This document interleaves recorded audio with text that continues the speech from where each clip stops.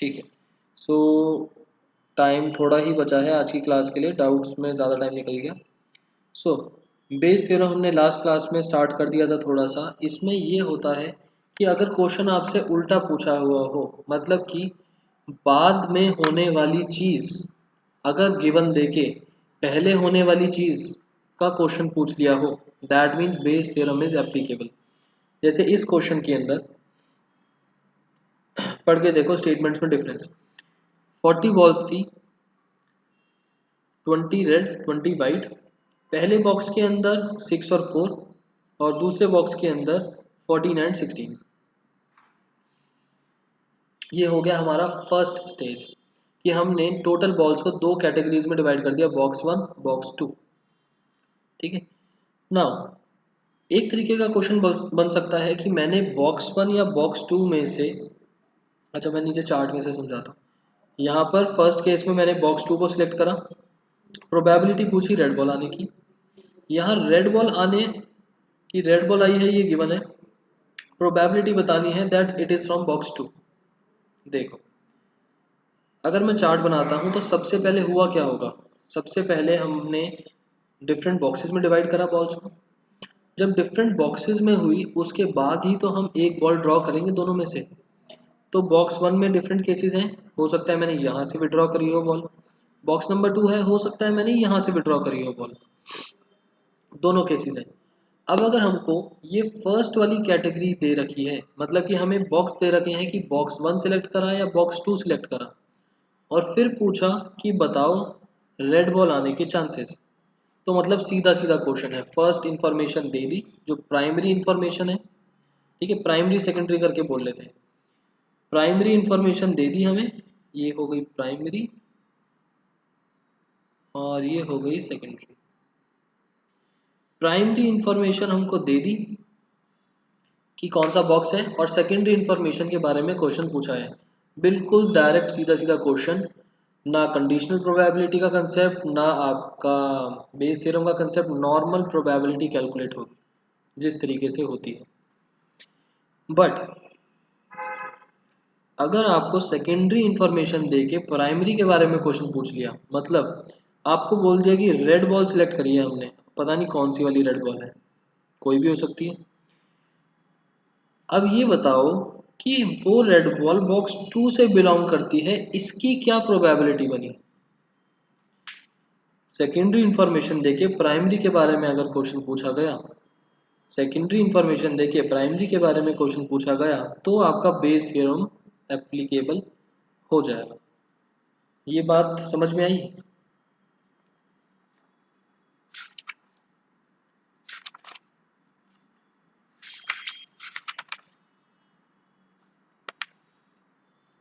चलो इसके करते हैं कुछ क्वेश्चंस। एक्सरसाइज पर आ जाओ। एक्सरसाइज नंबर 13.3 और आंसर नंबर 1 हम बाद में करेंगे, जब आपको बेस थोड़ा सा अच्छे से समझ में आ जाएगा उसके बाद। पहले हम स्टार्ट करते हैं क्वेश्चन नंबर 2 से।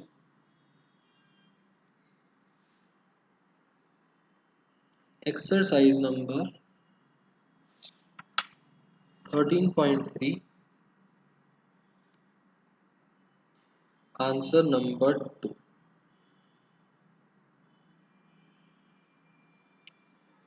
एक बैग है, अच्छा जो मैंने पीछे चार्ट बनाया वो कोशिश करना कि हर क्वेश्चन में आप बना लो, आपके लिए भी इजी होगा, समझ चेक करने वाले के लिए भी इजी होगा, मार्क्स कटने का स्कोप खत्म हो जाएगा। एक बैग है उसके अंदर 4 रेड 4 ब्लैक बॉल्स हैं, एक दूसरा बैग है उसके अंदर 2 रेड और 6 ब्लैक बॉल्स हैं। ठीक है, तो बैग वन बैग टू बन गया। सबसे पहली कैटेगरी बैग वन, दूसरी कैटेगरी बैग टू।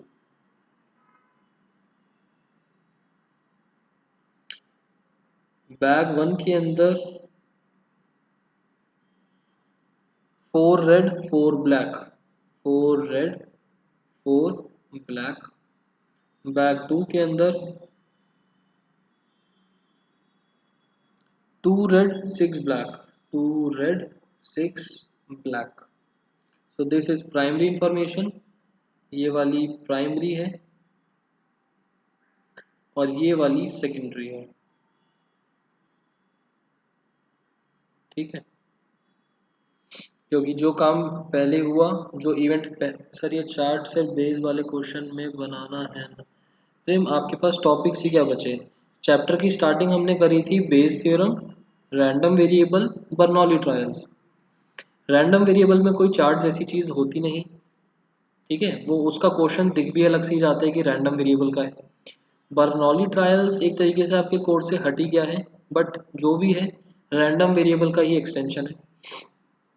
ले देखिए बेस थ्योरम बचा, कंडीशनल प्रोबेबिलिटी के छोटे मोटे से क्वेश्चन बनते हैं उसमें। फर्स्ट एक्सरसाइज वाली प्रॉपर्टी का नाम कंडीशनल प्रोबेबिलिटी है, उसमें छोटे मोटे क्वेश्चंस बनते हैं, बड़े टॉपिक्स नहीं बनते। बेस थ्योरम में बीच में काम में आ जाता है, बर्नौली ट्रायल्स में बीच में काम में आ जाता है कंडीशनल प्रोबेबिलिटी।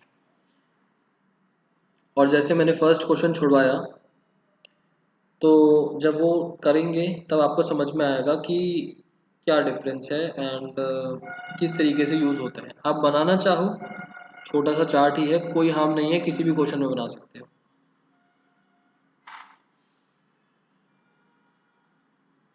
ना, one of the two bags is selected at random, दोनों में से कोई एक बैग सिलेक्ट हुआ रैंडमली, नहीं बताया, मतलब प्राइमरी इंफॉर्मेशन को लूप में डाल दिया। And the ball is drawn from the bag which is found to be red. ठीक है, अच्छा एक चीज़ और, बेस थ्योरम में हम क्या करेंगे, जो हमारी प्राइमरी इंफॉर्मेशन है ना, उसको हम E1, E2, E3 इस तरीके से अलग अलग इवेंट्स बना देंगे। जैसे हम EF वगैरह बनाते हैं ना, यहाँ E1, E2, E3 वगैरह। और जो हमको सेकेंडरी इंफॉर्मेशन होगी, मतलब जो गिवन स्टेटमेंट होगी, उसको हम ए से डिनोट करेंगे, इवेंट ए। ठीक है, बेस थ्योरम में मैंने आपको बोला था ना कि आपको बेस थ्योरम में थोड़ा सा अलग तरीके से मिल सकता है, बट कोई हार्ड एंड फास्ट रूल नहीं है। बस मैं हर क्वेश्चन में गिवन वाले को ए लेके चलूंगा, प्राइमरी वालों को E1, E2, E3 लेके चलूंगा। बाकी आपकी प्रैक्टिस, आप जिस भी तरीके से उसको नोट करना चाहो। ठीक है, so ball is drawn from the bag which is found to be red. Okay, तो गिवन इवेंट हमारे पास क्या है, let A be the event that ball drawn is found to be red.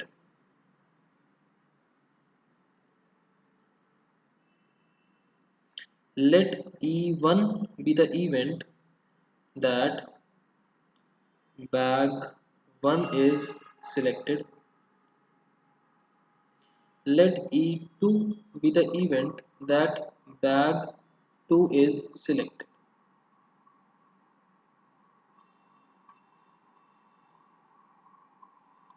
Now, find the probability that ball is drawn from the first bag. हमें बताना है कि first bag से निकाला था, और बॉल कौन सी थी, रेड कलर की, मतलब कि बॉल थी रेड कलर की। टिक मार दिया, दोनों काम में आएंगे। निकालना है बैग वन के लिए। यहाँ तक की कहानी समझ में आ गई? इतनी इंफॉर्मेशन एक बार क्वेश्चन से देख के लिख लेनी है, उसके बाद क्वेश्चन में से कुछ भी नहीं देखना, उसके बाद बस सॉल्विंग वाला पार्ट है। हमें निकालना क्या है, प्रोबेबिलिटी। देखो, फाइंड द प्रोबेबिलिटी किस चीज़ की, that ball is drawn from the first bag. First bag से निकाला था, मतलब फर्स्ट बैग E1, E1 की प्रोबेबिलिटी निकालनी है। If it is given that, slash का मतलब if it is given that ball drawn is found to be red, E1 slash A, ये कैलकुलेट करना है। ये जो क्वेश्चन मार्क है ये है E1 स्लैश ए। फॉर्मूला क्या बनता है, सबसे पहले हम निकालते हैं प्रोबेबिलिटी ऑफ E1, फिर हम निकालते हैं probability of E2, E3, E4 respectively, जितने बैग्स हमको दे रखे हैं, प्राइमरी इंफॉर्मेशन जितनी दे रखी है, उसी के कंटेक्स्ट में प्रोबेबिलिटी ऑफ A/E1। ये एक तरीके से सीधा वाला पार्ट हो गया। A/E1 का मतलब कि प्रोबेबिलिटी निकालो कि red ball I if it is given that bag one select हुआ था। मतलब प्रोबेबिलिटी निकालो कि रेड बॉल आई अगर B1 सिलेक्ट हुआ था। मतलब सीधा सीधा क्वेश्चन हो गया, ये गिवन है और ये निकालना है। तो सीधी सीधी वाली इंफॉर्मेशन हम निकालते हैं। प्रोबेबिलिटी ऑफ A/E2 कि रेड बॉल आई अगर बैग 2 सिलेक्ट हुआ था। इन चार इंफॉर्मेशन में तो मुझे नहीं लगता कि आप लोगों को कोई प्रॉब्लम होनी चाहिए।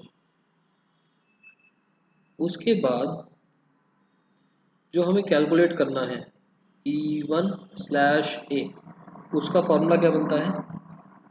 क्योंकि ये E1 है तो E1 और AE1, probability of E1 into AE1 whole upon में, ये एक तरीके से फेवरेबल आउटकम हो गया और नीचे total outcomes this into this plus E2 into this. Probability of E1 into AE1 plus probability of E2 into AE2।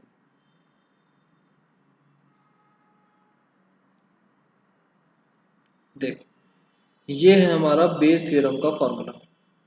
अब अगर एक तीसरा केस भी होता E3 यहाँ AE3, तो नीचे प्लस में डिनोमिनेटर में E3 इंटू AE3 भी आ जाता। फॉर्मूला देख लो एक बारी, कुछ और डाउट्स वगैरह हो तो बताओ।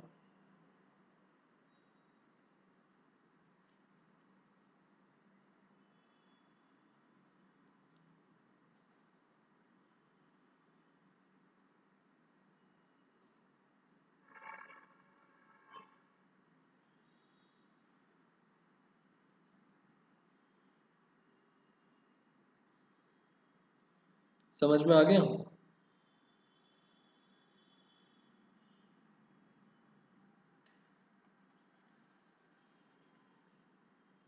अब हम थोड़ा सा ये डिस्कस करते हैं कि इन चार की क्या प्रोबेबिलिटीज होंगी।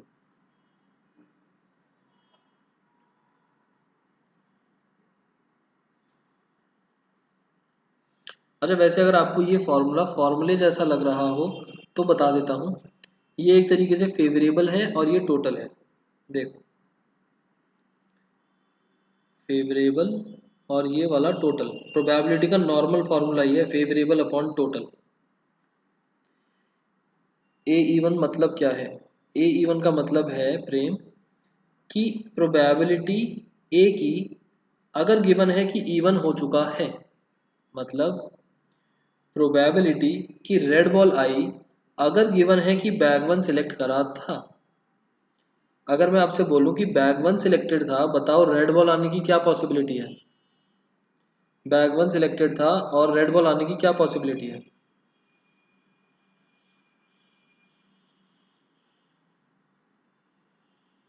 4/8 एग्जैक्टली सेम।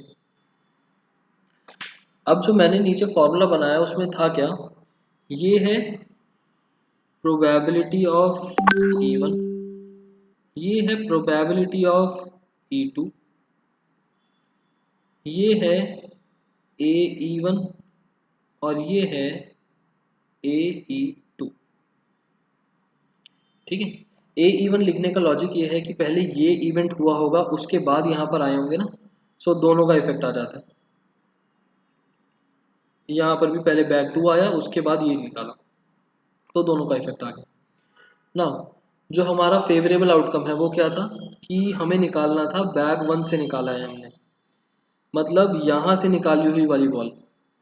तो मतलब कि ये वाला आउटकम, और टोटल में यहाँ से बॉल निकाली थी प्लस यहाँ से बॉल निकाली थी। टोटल तो यही केसेस बने रेड बॉल निकालने के, या तो बैग 1 से निकली होगी या बैग 2 से निकली होगी। तो टोटल में तो दोनों आ गए और फेवरेबल में बैग 1 वाला आ गया।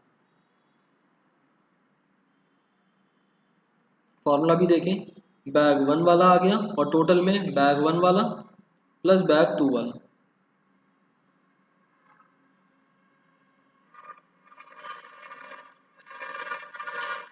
और अगर आपको ये लग रहा हो कि E1 को मल्टीप्लाई और E2 को मल्टीप्लाई क्यों करा है, वो इस वजह से करा है क्योंकि सिर्फ रेड बॉल निकालना अपने मतलब जॉइंट प्रोबेबिलिटी का केस याद है ना, जॉइंट प्रोबेबिलिटी कि एक इवेंट अपने आप में पूरा नहीं है, ये इसके होने के चांसेस इस पर अकर करते हैं, मतलब कि इस पर डिपेंड करता है कि ये कितनी रेशो है और ये कितनी रेशो है। फिलहाल बैग वन और बैग टू सिलेक्ट करने के चांसेस आर इक्वल, बट अगर बैग वन आने के चांसेस कम होते और बैग टू आने के चांसेस ज़्यादा होते तो डिफरेंस आ जाता। फिलहाल इक्वल है बैग वन और बैग टू को सिलेक्ट करने के चांसेस 1/2 एंड 1/2। हम बैग वन भी कर सकते हैं, बैग टू भी कर सकते हैं, क्योंकि क्वेश्चन में ऐसा कुछ नहीं बोला और बोला है 2 बैग से सिलेक्टेड एट रैंडम, कोई भी हमने सेलेक्ट कर लिया, सो फर्क नहीं पड़ेगा। बट इसके होने के चांसेस डिपेंड करता है कि बैग वन या बैग टू आने के कितने चांसेस थे। फॉर्मूला समझ में आ गया सबको?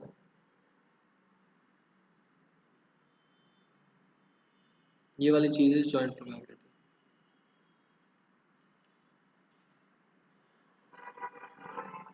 फॉर्मूला समझ में आ गया सबको?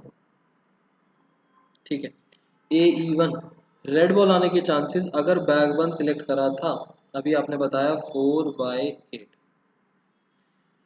रेड बॉल आने के चांसेस अगर बैग टू सिलेक्ट करा था, दैट इज 2/8। ठीक, फॉर्मूले में डाल देंगे and that will be the answer. ये बन जाएगा 1/2 इंटू 4/8, 1/2 इंटू 4/8 प्लस 1/2 इंटू 2/8। तो 1/2 और 1/8 भी कॉमन निकाल सकते हैं हम। न्यूमरेटर में से मैंने 1/2 इंटू 1/8 कॉमन निकाला और मेरे पास बचा 4। डिनोमिनेटर में से मैंने 1/2 इंटू 1/8 कॉमन निकाला, मेरे पास क्या बचा, यहाँ से 4 प्लस यहाँ से 2, 1/2 1/8 कैंसिल, ये बना 4/6, दैट मीन्स 2/3।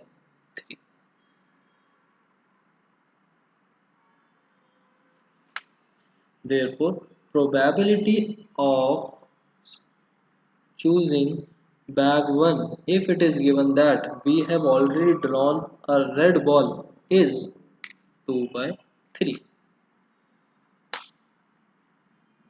2/8। अच्छा, ऊपर का आंसर दिया।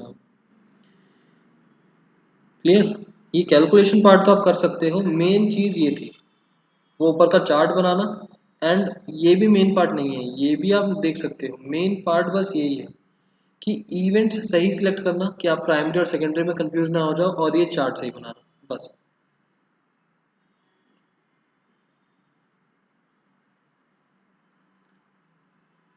एक और क्वेश्चन कर लेते हैं।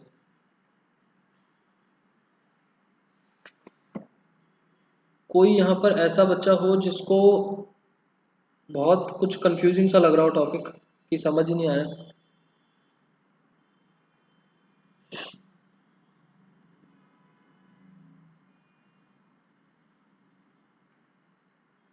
कोई भी नहीं? आंसर नंबर मैं ले रहा हूँ 6। थोड़ा बेस थ्योरम कंफ्यूजिंग है। अच्छा,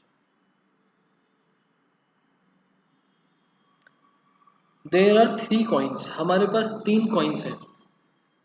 coin number 1, coin number 2, coin number 3। ये क्या हुई? Primary information. 3 कॉइन्स के बारे में बात करी हुई है, हमने इन 3 में से कुछ ना कुछ सिलेक्ट करा होगा। अब देखते हैं। 1 is a 2 headed coin. Okay, ये 2 हेडेड कॉइन है, मतलब यहाँ पर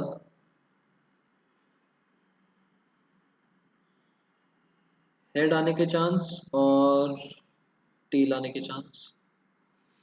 उसके बाद टू हेडेड कॉइन है, मतलब हेड आने के चांसेस 100% और टेल आने के चांसेस 0%। कॉइन टू,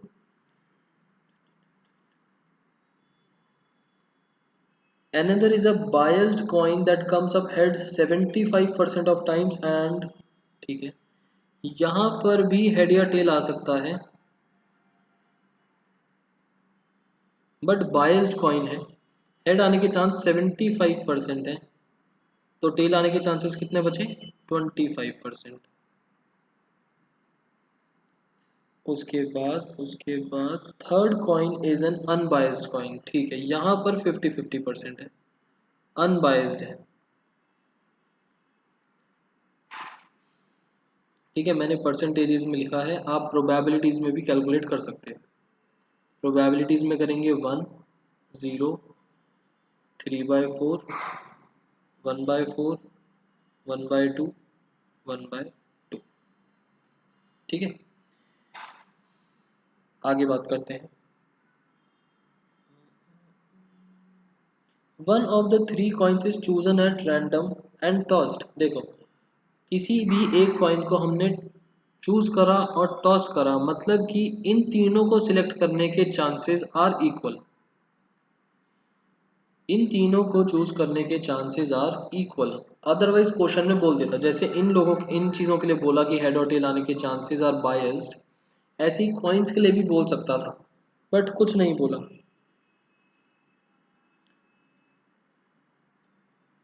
तो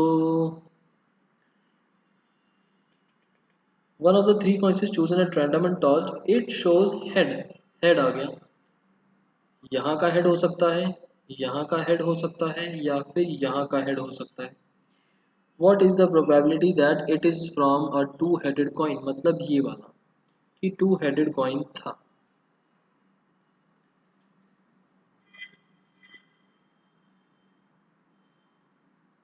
Let E1 be the event that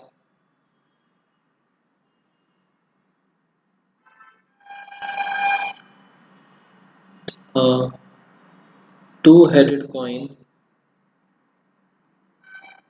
C1 is selected।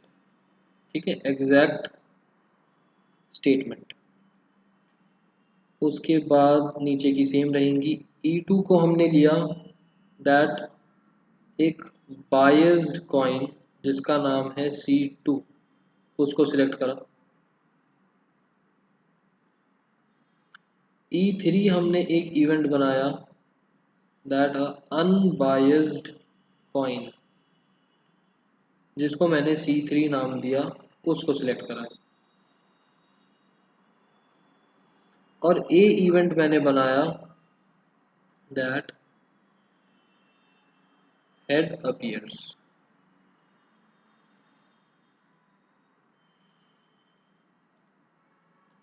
ठीक है, अब ये बताओ हमें कैलकुलेट क्या करना है? हमें कैलकुलेट क्या करना है?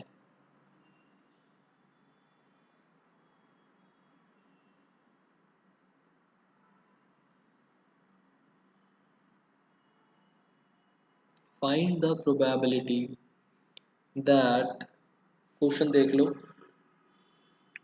Find the probability that it was a two headed coin. आपने बोला E1/A, बिल्कुल ठीक। हमें कैलकुलेट करना है E1/A। वैसे भी हमें निकालना है, ये उल्टा क्वेश्चन जा रहा है, बेस थ्योरम अप्लाई होगा यहाँ पर, और इसका मतलब है E1, मतलब E1 पहले आएगा और गिवन आइटम में A है तो E1/A।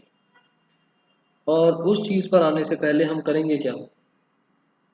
Probability of E1, probability of E2, probability of E3,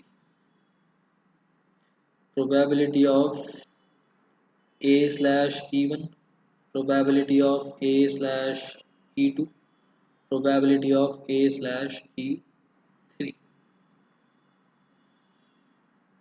ये वैल्यूज निकाली। उसके बाद नाउ प्रोबेबिलिटी ऑफ E1/A निकालना है हमें, जिसका मतलब क्या हुआ, probability of E1 into AE1 whole upon में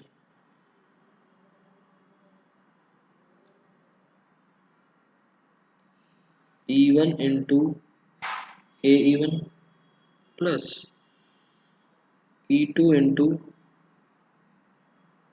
AE2 plus E3 into AE3।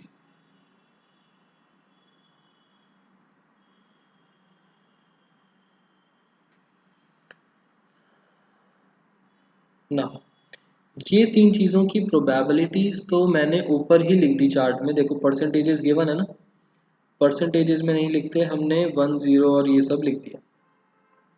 So 1 3/4 and 1/2, 1 3/4 and 1/2। E1 E2 E3 की प्रोबेबिलिटीज़ क्या होंगी,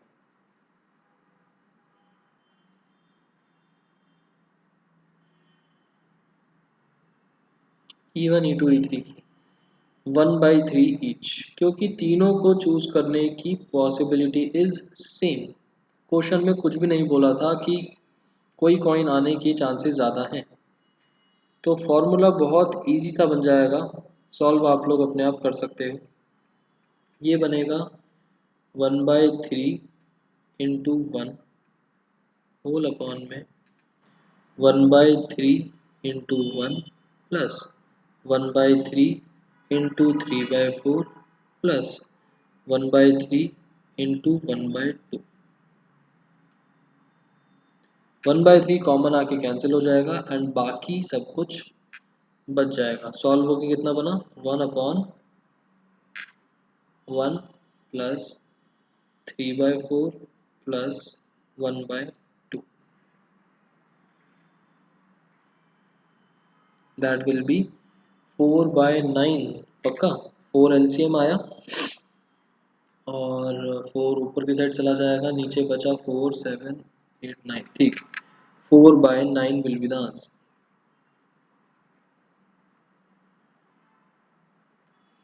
लास्ट में स्टेटमेंट डालना मत भूलना, छोटा क्वेश्चन नहीं आएगा बेस थ्योरम का कि आंसर निकाल के आ जाओ, 4 या 6 मार्क पर आएगा। कंक्लूजन, सर इफ कॉइन के चांस इक्वल नहीं होते तो तान्या ये वैल्यूज चेंज हो जाती, E1 E2 E3।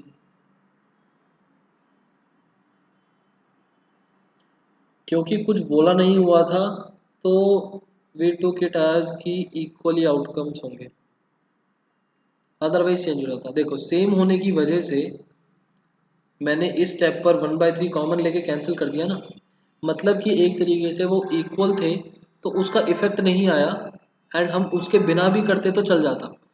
बट अगर वैल्यूज चेंज हो जाती, मान लो यहाँ 1/2, यहाँ 1/3 और यहाँ 1/4, तो मैं कॉमन लेके नहीं काट सकता था, फिर ये वैल्यू भी अलग, ये वैल्यू भी अलग, ये वैल्यू भी अलग हो जाती। तो फॉर्मूले में इफेक्ट तो आता है, बट क्योंकि वो यहाँ पर इक्वल चल रहा है तो नलीफाई हो गया उसका इफेक्ट।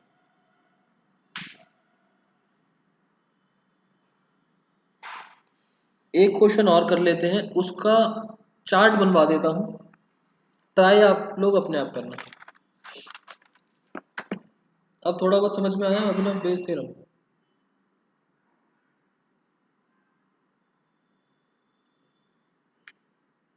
आंसर नंबर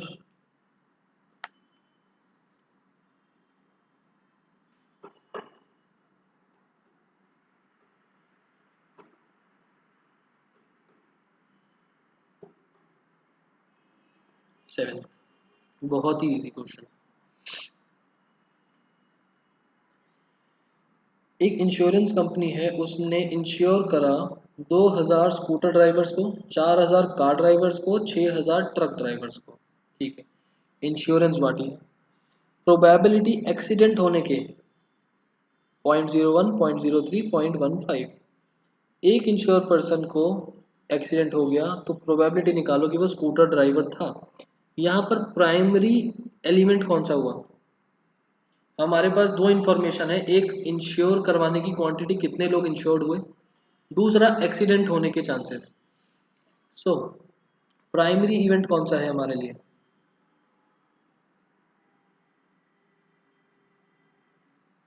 पहले लोगों का इंश्योरेंस हुआ होगा या फिर पहले एक्सीडेंट हुआ होगा? ड्राइवर्स ऑफ वेरियस व्हीकल्स, ठीक है, पहले लोगों का इंश्योरेंस हुआ होगा। सो यहाँ पर हम लिख लेते हैं scooter drivers, S for scooter drivers, C for car drivers, T for truck drivers. ठीक है, इन तीन लोगों का इन तीन लोगों का इंश्योरेंस हुआ। अब स्कूटर ड्राइवर्स थे कितने? स्कूटर ड्राइवर थे हमारे पास 2000, ये थे 4000 और ये थे 6000। ठीक है, अब तान्या जो आपने क्वेश्चन पूछा था उस चीज़ का आंसर, अब सोच के देखो इतने अलग अलग लोग हैं, तो अगर मैं किसी एक कार ड्राइवर को सिलेक्ट करता हूँ उसके आने के चांसेस तो अलग हो जाएंगे एज कम्पेयर टू स्कूटर और ट्रक। तो हम ऊपर एक और कैटेगरी बना लेते हैं टोटल पॉपुलेशन की। हम कितने लोगों को, एक जो पॉपुलेशन या ग्रुप लगा लो, कितने लोगों को लेके चल रहे हैं? हम लेके चल रहे हैं 12,000 लोग, टोटल इंश्योर्ड पीपल। 12,000 लोगों में से स्कूटर, कार, ट्रक, इतने इतने लोग हैं ना। स्कूटर ड्राइवर का एक्सीडेंट हुआ या एक्सीडेंट नहीं हुआ? एक्सीडेंट हुआ या एक्सीडेंट नहीं हुआ? नहीं हुआ ना भी लिखो तो चलेगा, बिकॉज क्वेश्चन में आगे एक्सीडेंट होने के बारे में बात है, इस चीज़ के बारे में तो हमें कुछ बात ही नहीं करनी, हुआ हो चाहे ना हुआ हो, हमें तो हुआ बोला हुआ है कि एक्सीडेंट हो गया। हमारे पास ए इवेंट जो है that is insured person meets with a accident.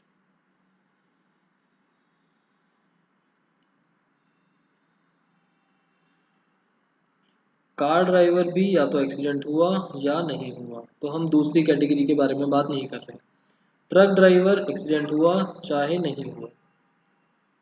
ठीक है, इस तरीके का चार्ट में आप ये चीज़ें ब्लैंक छोड़ दो तो भी चलेगा, क्योंकि उस चीज़ का हमको कुछ करना ही नहीं होता। अब एक्सीडेंट तो हुआ है ये हमें बता दिया, और हमसे पूछा क्या, what is the probability that he is a scooter driver. ये उल्टा क्वेश्चन, मतलब बेस थ्योरम एप्लीकेबल हो गई, बेस थ्योरम एप्लीकेबल हो गई। नाउ स्कूटर ड्राइवर था तो प्रोबेबिलिटी इज 0.01, कार ड्राइवर था तो 0.03 और ट्रक ड्राइवर था 0.15।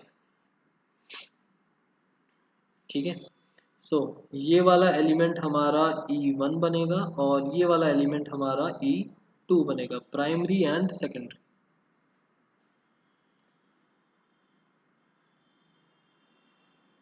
नाउ सॉरी, E1 E2 क्या मेंशन कर दिया मैंने, ये E1 E2 की कैटेगरी में जाएगा और ये हमारा ए वाले एलिमेंट में जाएगा, गिवन वाले में, primary and elementary, primary and secondary.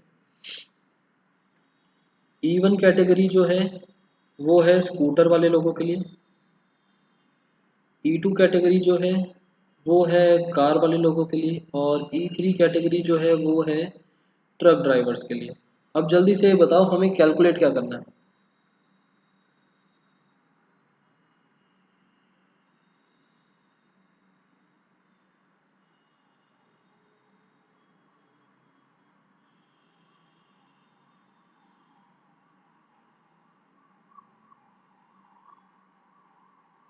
E1/A, बिल्कुल ठीक, वो तो आप लोग कर लोगे, और ये वैल्यूज भी आप लोग राइट हैंड साइड वाली चीज़ें लिख लोगे, ये है A/E3। This is 0.01, 0.03, 0.15।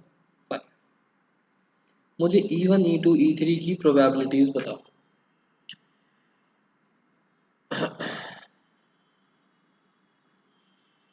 2 by 12,000, 4 by 12,000 and 6 by 12,000।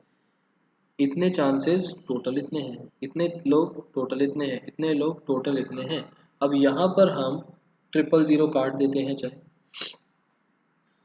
2 by 12, 4 by 12, 6 by 12। कोशिश करना कि डिनोमिनेटर्स सेम लॉजिक पर चलते रहें। यहाँ पर 6 आ जाएगा, यहाँ 3 आ जाएगा और यहाँ 2 आ जाएगा, अदरवाइज कैलकुलेशन में दिक्कत हो सकती है। और आपका मन करे तो जैसे आपको ठीक लगे वैसा कर सकते हो ना। हमें कैलकुलेट करना है probability of E1/A। 2 by 12 into 0.01 whole upon में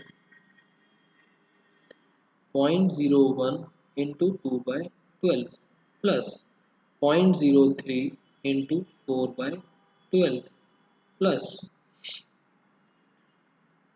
0.15 इंटू 6 by 12। 1 by 12 कॉमन लेके कैंसिल हो जाएगा एंड बाकी बचेंगे आपके पास नंबर्स।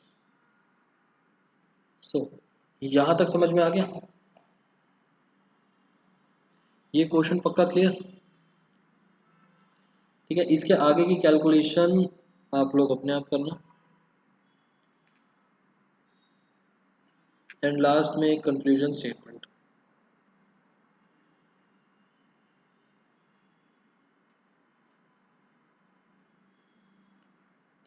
सो ये वाला क्वेश्चन कंप्लीट करना, अपना आंसर मैच करना एंड आपका होमवर्क हो गया एक्सरसाइज 13.3 के जो क्वेश्चंस दे रहा हूँ वही कवर करना। फर्स्ट एक्सरसाइज 8.2 में एरिया ऑफ ट्रायंगल के लिए 1/2 बेस इनटू हाइट वाला फार्मूला यूज कर सकते हैं। 8.2 एरिया इंटीग्रेशन वाला ऑफ ट्रायंगल के लिए एरिया ऑफ ट्रायंगल ताने डिपेंड करता है। अगर वो वाला एग्जांपल बन रहा है आपका, वो वाला एग्जांपल बन रहा है जिसमें 3 लाइंस थी और ट्रायंगल बन रहा है, कोऑर्डिनेट्स दे रखे हैं और वो ट्रायंगल बन के आप बोलो कि हाफ बेस इनटू हाइट लगा दें, तो उसमें तो नहीं। किसी स्पेसिफिक जगह पर बस कैलकुलेट कुछ और करना है और ट्रायंगल का एरिया माइनस या प्लस करना है, उसमें कर सकते हो। स्पेसिफिकली अगर आप क्वेश्चन बता दो या भेज दो मेरे को तो बता दूंगा। देखो एक्चुअली बात यह है कि अगर एरिया ऑफ ट्रायंगल का रेलेवेंस ज़्यादा नहीं है क्वेश्चन में तो आप डायरेक्टली लगा सकते हो। बट अगर specifically major part area of triangle ही कवर कर रहा है तो नहीं लगा सकते। ठीक है, बाकी एक बार क्वेश्चन सेंड कर देना, कौन सा क्वेश्चन है मैं बता दूंगा। क्वेश्चन नंबर 1 तो नहीं, 2 कर सकते हो। थर्ड में मुझे एक चीज़ डिस्कस करनी है, थर्ड नहीं और फोर्थ भी नहीं, फिफ्थ भी नहीं हो पाएगा। Sixth question, seventh question, eighth question, ninth भी हो जाएगा,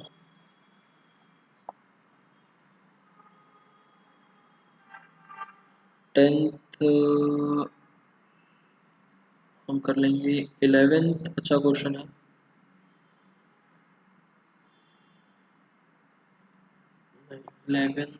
11th आप कर सकते हो और 12th अच्छा क्वेश्चन है, उसको इम्पोर्टेंट भी मार्क कर लेना। 13th भी हम करेंगे और 14th आपके लिए। ये सारे क्वेश्चंस आपके लिए, बाकी क्वेश्चंस हम लोग क्लास में करेंगे। ये सारे क्वेश्चंस आपके लिए।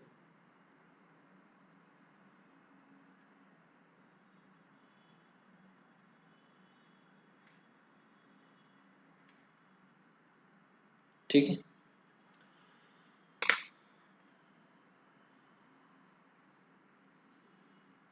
चलो बाकी आज की क्लास ओवर करते हैं। कुछ और डाउट्स होते हैं तो आप लोग व्हाट्सएप कर सकते हो। बाय।